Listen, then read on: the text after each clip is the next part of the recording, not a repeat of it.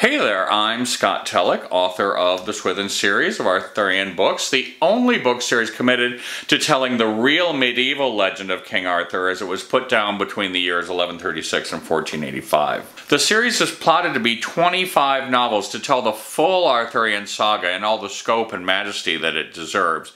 And 5 of those books are finished out right now. And in this video we're going to talk about book 2 of the series called The Sons of Constance. Constance was the king who was killed before book 1 started.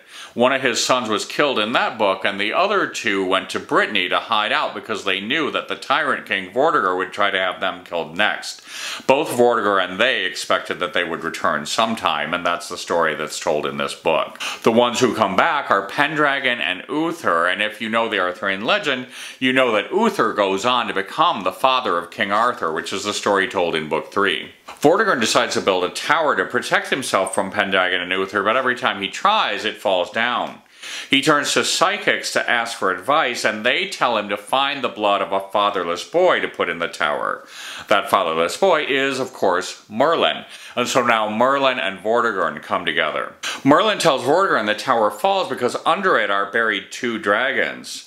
They dig the dragons up, and one of the highlights of the book is this massive fight between these 2 dragons. Interestingly, the dragons were buried in this other piece of Welsh literature, the Mabinogion. So this is sort of a sequel to this separate other piece of Welsh literature. By the way, the red dragon of this story is still the symbol of Wales to this day, and that red dragon you see on the Welsh flag refers to this legend. So Pendragon and Uther come back, and Pendragon becomes king.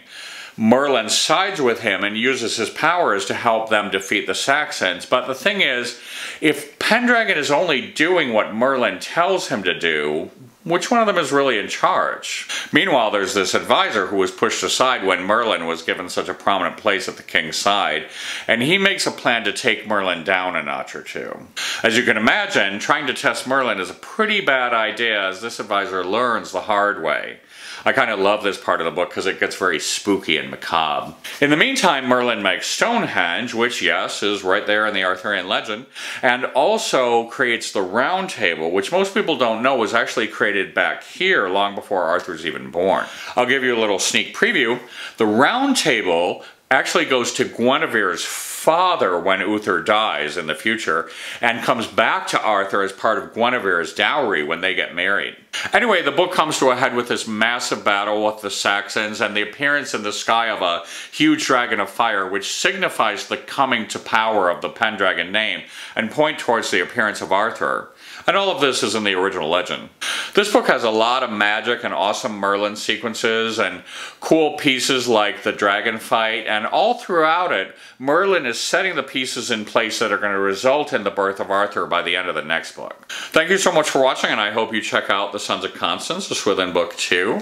And after this we go into the Swithen book 3, The Void Place, in which the main character of our series, King Arthur, is finally born.